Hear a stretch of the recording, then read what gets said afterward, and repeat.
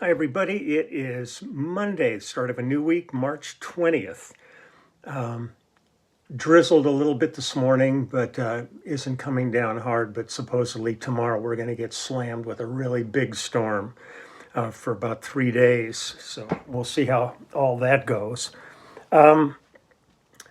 Just getting ready. I have to go to Costco, one of the the fun adventures. But I want to get this done before rain. I need toilet paper and paper towels and Kleenex. I have to get a new printer. The printer is shot that I have, and that's probably the cheapest place to get one. And a bunch of other stuff. I've been putting it off, but I think now's the time to get it all done. I was going to do some music today, and then I came across this, and I thought this was really a funny moment. This was a number of years ago. I was in the studio with Reba McEntire doing an album, one of one of the number of albums that I've done with her.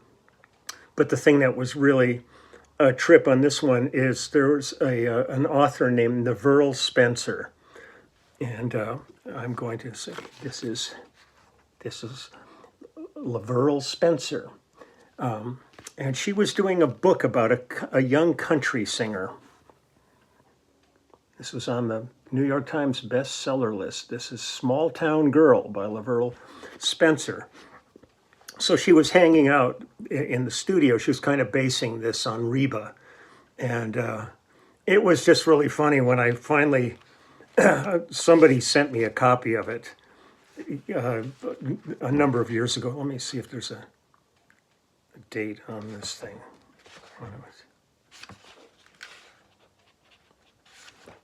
Hold on, 1998, I believe, 1997. On this, it was first printing was 1997. But it was just really funny. So she's hanging out and just watching everything and taking notes. And then when I got this, I kind of glanced through it, and then I came across chapter 18. I'm going to read a little of chapter 18 for you. It was 1:45 the next afternoon when they arrived at 16th Avenue Sound, a converted bungalow not far from Music Row. Tess led Casey inside through a small, unimpressive reception area to a room with sofas, tables, and chairs, but no windows. A Pepsi machine threw light over the L that served as a canteen, and the coffee warmer sent out the smell of burned coffee. Country music played softly from some unseen speakers. A huge man with a receding hairline, flowing gray beard, and streaked gray ponytail sat on one of the sofas, extracting an electric bass from its case whilst listening to the music. Hey, Leland, how are you doing? Tess greeted. You've got to meet this pretty young thang who's going to be doing harmony vocals for me today. Her initial drawl made Leland smile. This is Casey Cronick, Leland Smith. Yeah.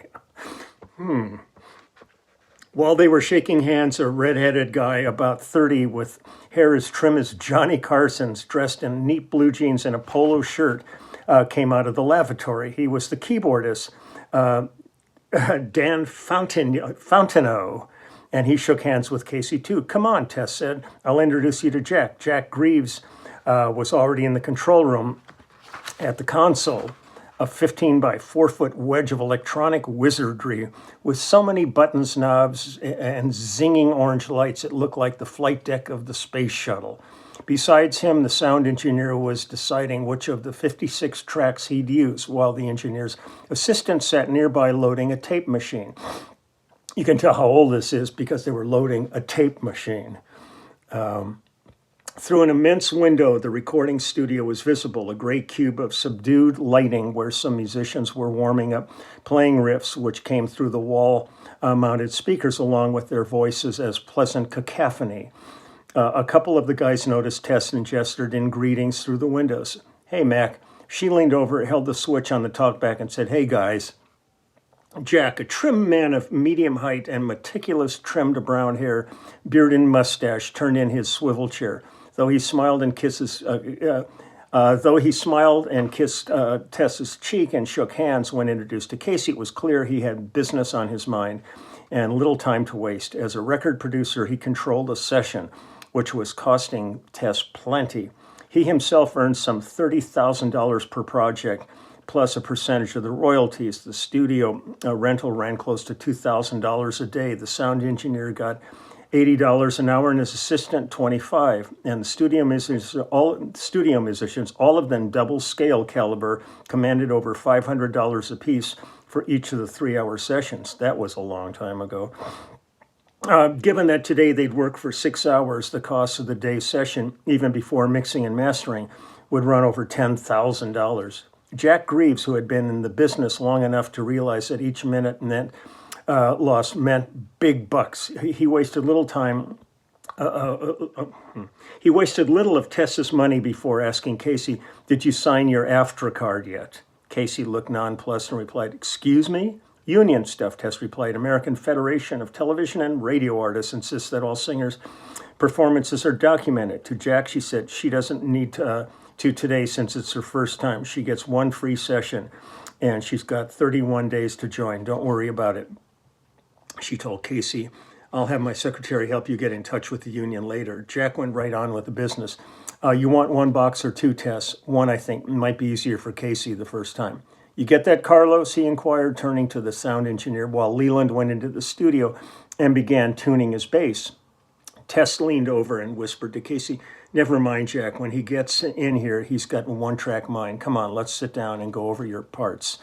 A row of high-backed leather stools stood behind the desk facing the control board and window. They climbed onto two of them, and Casey whispered, "What's a box?"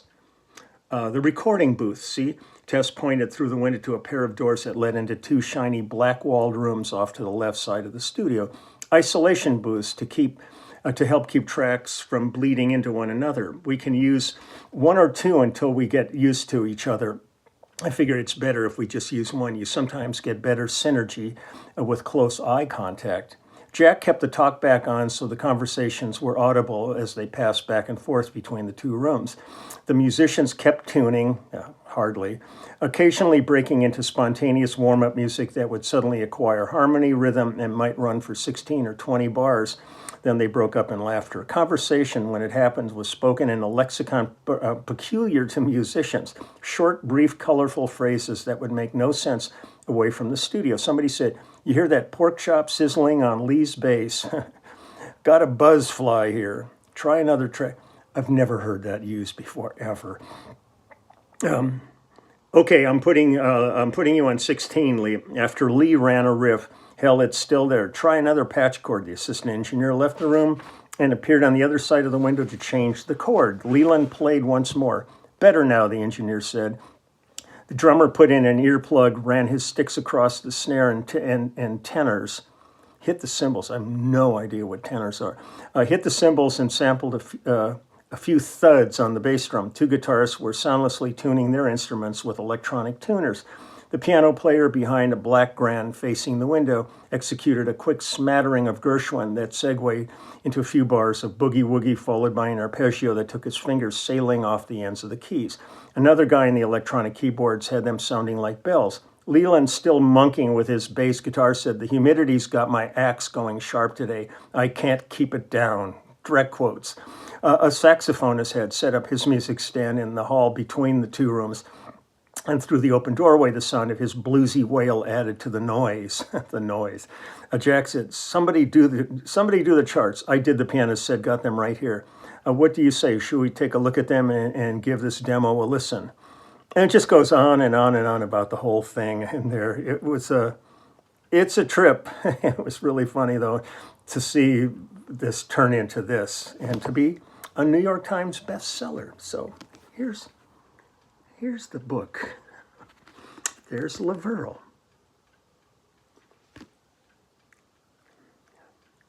$7.50 US, but they picked it up for $3.99. So I'm going to get going. I think that was enough for me today. I'm going to go check my pork chop sizzling here a little later on and see what's going on with that. I love it. I just love it. So have a wonderful day. I'm just going to leave it at this. I really can't top this one. So I will talk to you later. off to Costco.